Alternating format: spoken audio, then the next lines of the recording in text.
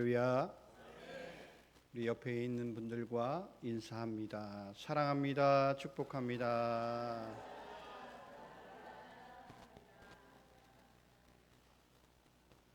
다시 한번 인사합니다. 당신은 사랑받기 위해 태어났습니다. 아멘.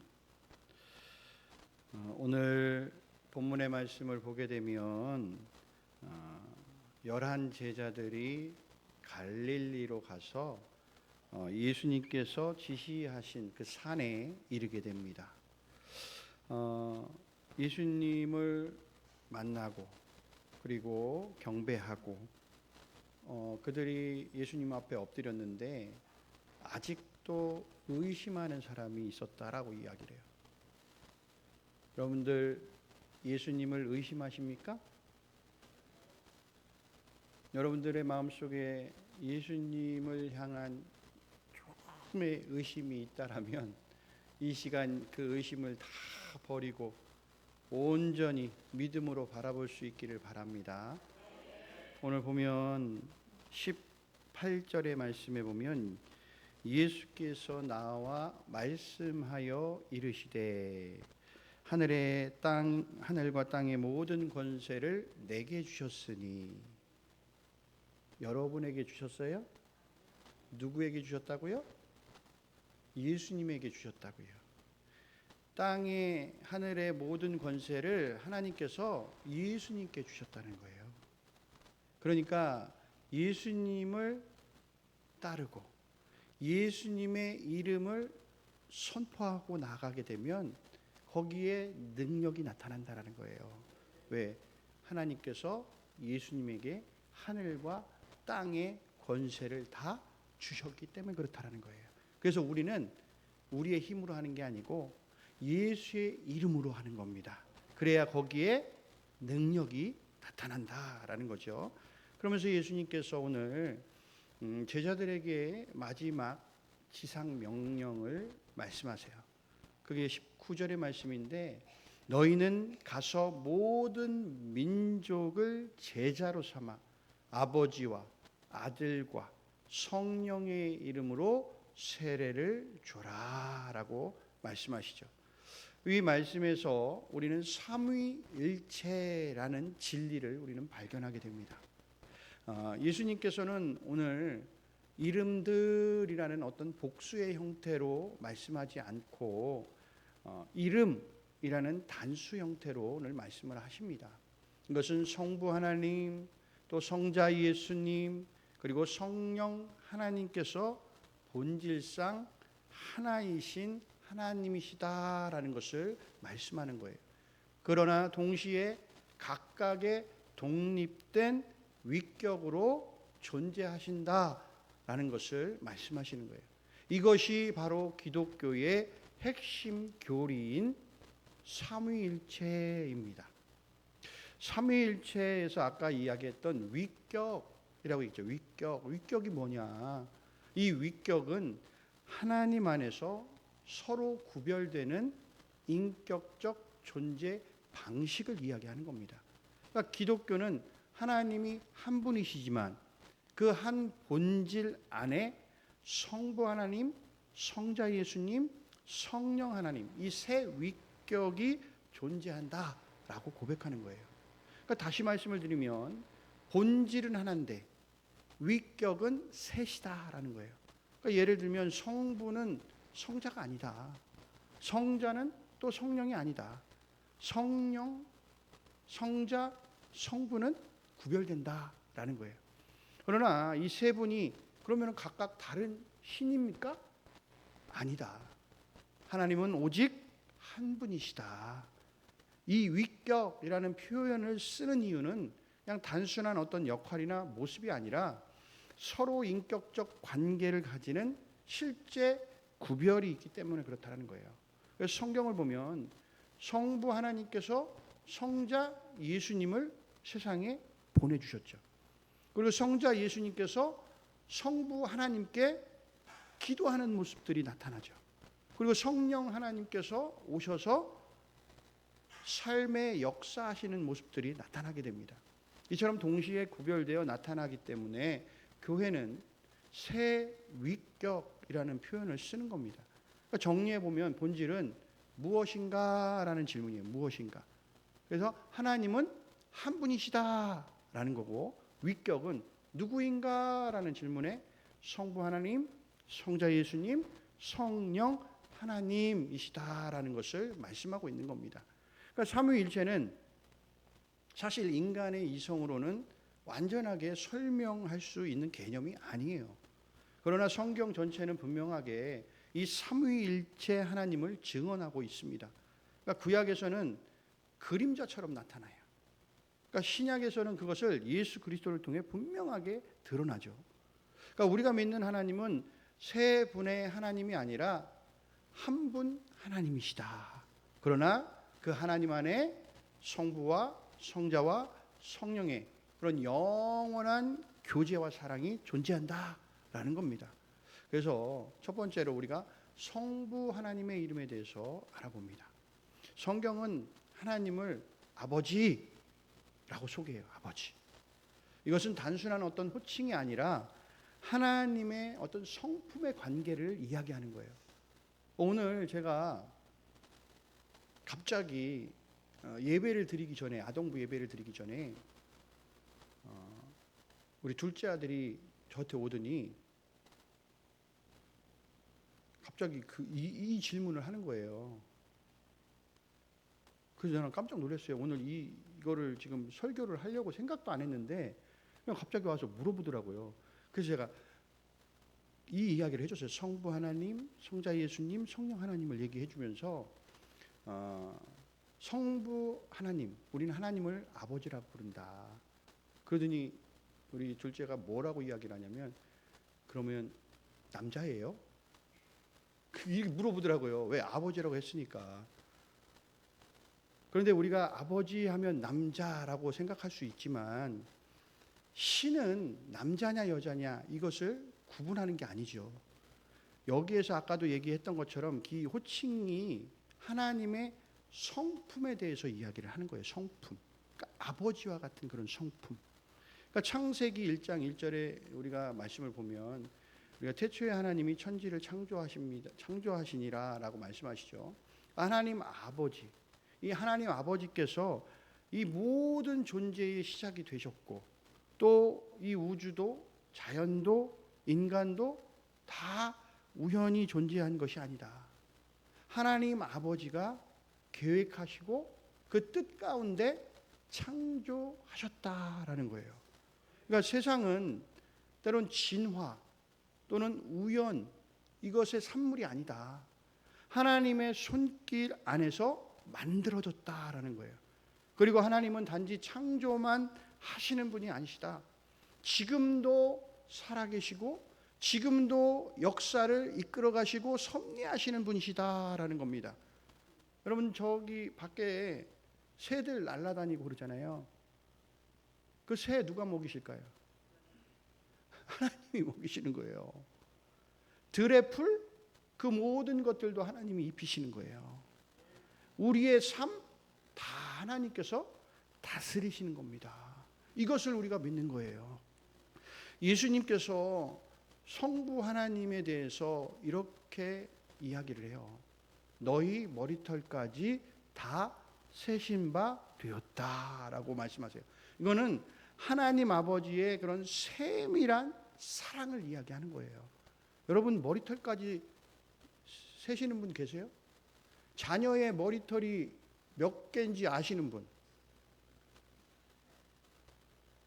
그러니까 그만큼 사랑 안 한다는 얘기야. 세밀하지가 않다는 얘기예요. 근데 하나님은 머리털까지 다 세신 바 되신다. 다 알고 계신다는 거예요. 그 얼마나 세밀한 사랑을 우리에게 이야기하고 계시는 겁니까? 그래서 특별히 하나님을 우리는 아버지라고 부를 수 있다라는 거예요. 이건 여러분 엄청난 은혜입니다. 죄인이었던 우리가 원래 하나님과 원수된 존재였죠. 그러나 예수 그리스도를 통해서 하나님의 자녀가 됐죠. 로마서 8장 15절의 말씀에 보면 그래서 우리가 하나님을 아빠, 아버지라고 부르는 겁니다. 그러니까 아빠라는 이 표현, 매우 친밀한 관계를 의미해요. 하나님은 멀리 계신 그냥 두려운 존재가 아니다. 우리를 품으시는 사랑의 아버지시다. 사랑의 아빠다. 라고 말씀하시는 거죠. 사랑하는 성도 여러분, 우리가 힘들고 지칠 때 기억해야 할 것은요, 하나님 아빠의 사랑인 줄로 믿습니다.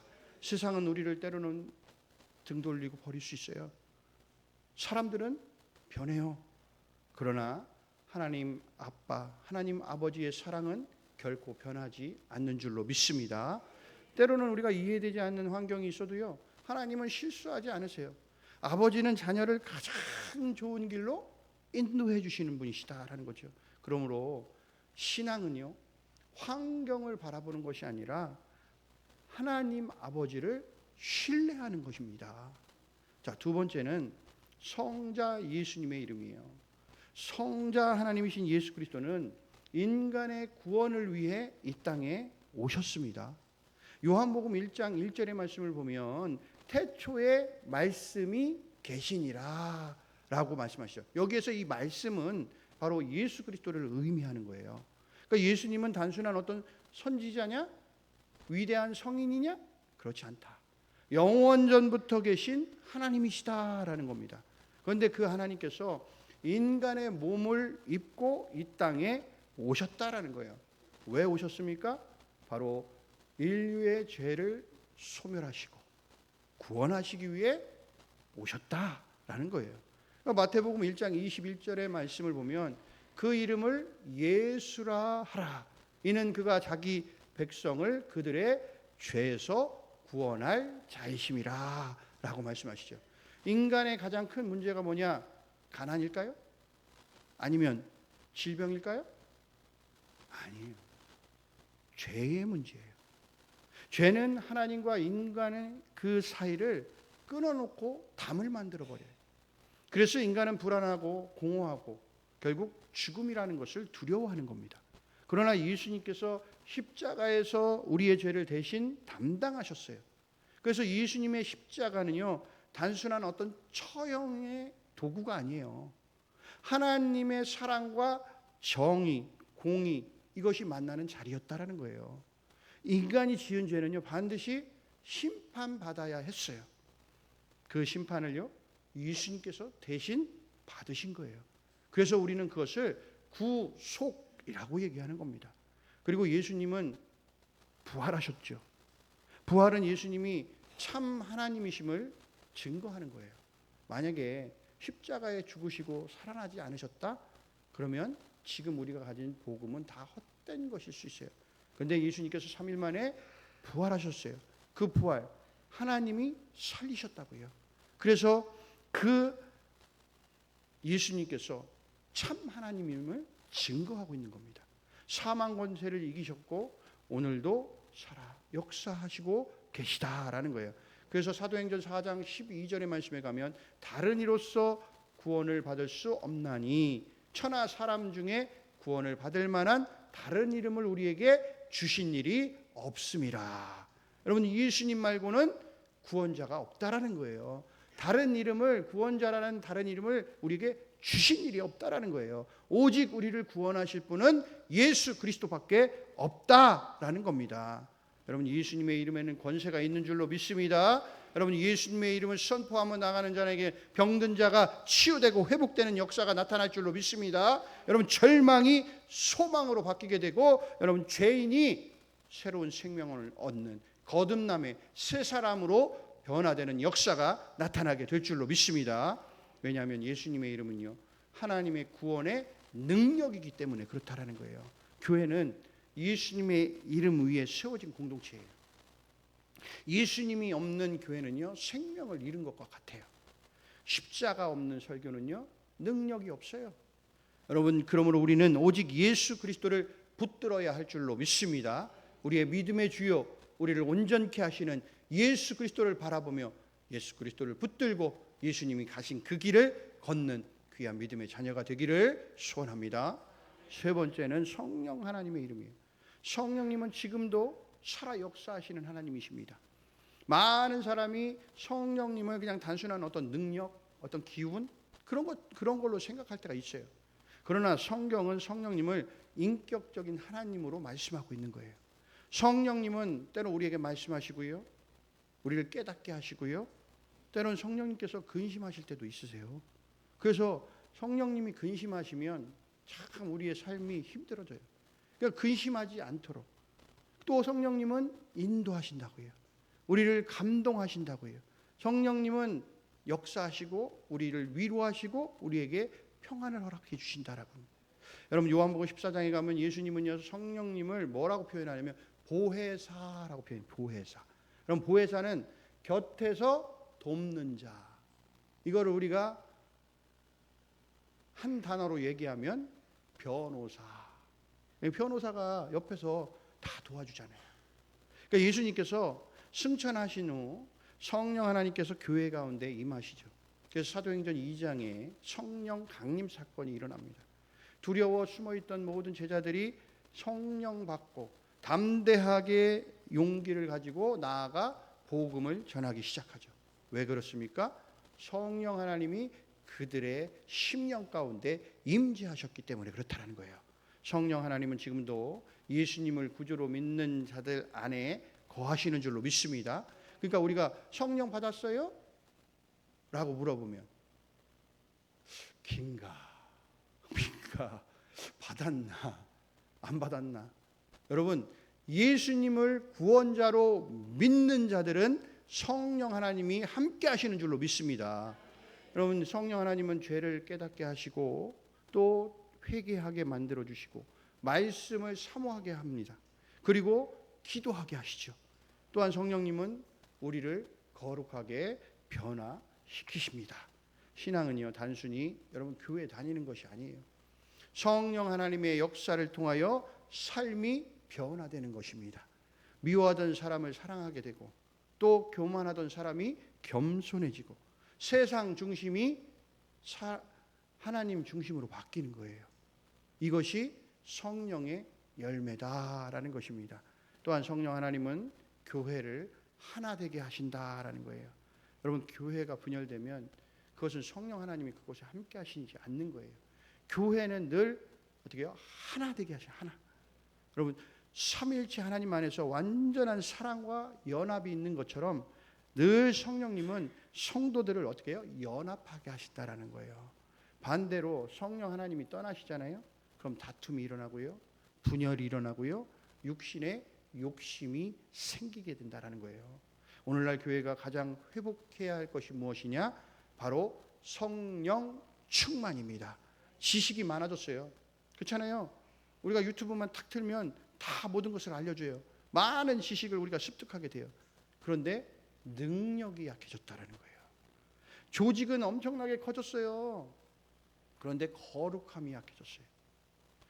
성령의 기름 부으심이 있을 때 다시금 우리 한국교회가 회복되는 역사가 나타날 줄로 믿습니다. 여러분 삼위일체는요 단순한 어떤 신학 이론이 아닙니다. 우리 구원의 핵심이에요. 성부 하나님께서 구원을 계획하셨잖아요. 그래서 성자 예수님이 오셔서 십자가를 통해 구원을 이루셨습니다. 성령 하나님은 구원을 우리에게 적용시키시는 분이시다라는 거예요. 성부, 성자, 성령 하나님은요 서로 경쟁하시는 분들이 아니에요. 완전한 사랑 안에서 하나로 역사하시는 분이신 줄로 믿습니다. 예수님의 여러분 세례 장면을 한번 보세요.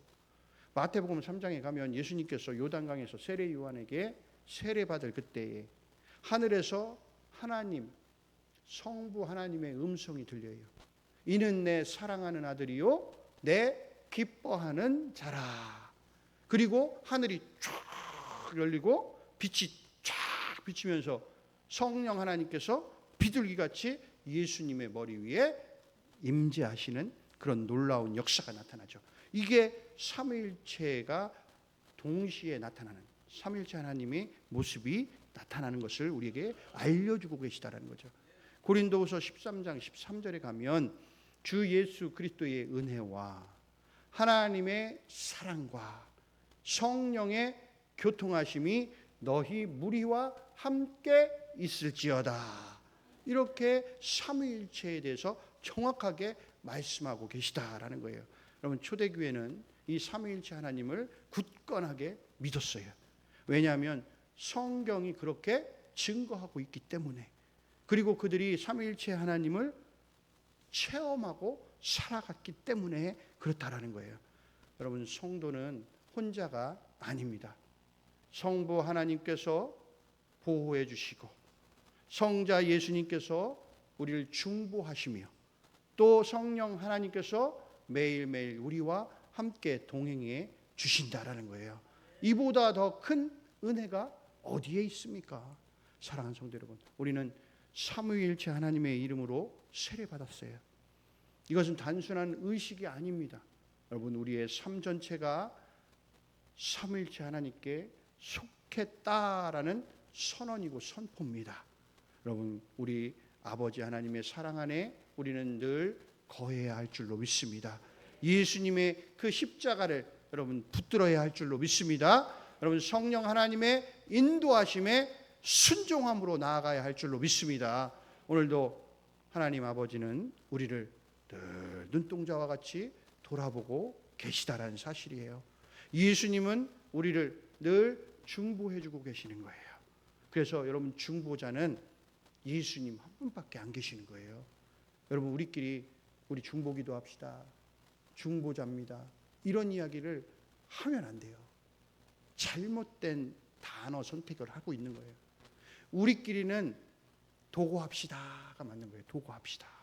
서로 도고합시다. 중보자는 오직 한 분, 예수님밖에는 안 계신 겁니다. 그래서 하나님과 우리 사이에 늘 중보자로 계시는 거예요. 그래서 우리가 기도하면 마지막에 누구의 이름으로? 예수님의 이름으로 기도하는 거예요. 왜? 중보자이신 예수님이 하나님께 그 가운데서 중보하고 계시기 때문에 그런 거예요.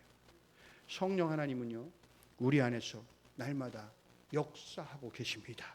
여러분, 예수 그리스도를 구원자로 믿는 모든 자들에게 오늘도 우리의 심령 가운데 성령 하나님이 역사하시고 우리의 갈 바를 알게 바로 알려주시며 인도해 주시는 분, 그분이 성령 하나님이신 줄로 믿습니다. 그러므로 여러분들 두려워하지 마십시오. 여러분, 삼위일체 하나님께서 늘 우리와 함께 하시는 줄로 믿습니다. 그리고 예수님은 오늘 마지막으로 우리에게 약속하시죠. 볼지어다 내가 세상 끝날까지 너희와 항상 함께 하시리라. 아멘. 여러분, 이 말씀을 꼭 붙들고 삼위일체 하나님의 영광을 위해 살아갈 수 있는 귀한 복된 성도가 되기를 주님의 이름으로 이 시간 축원합니다.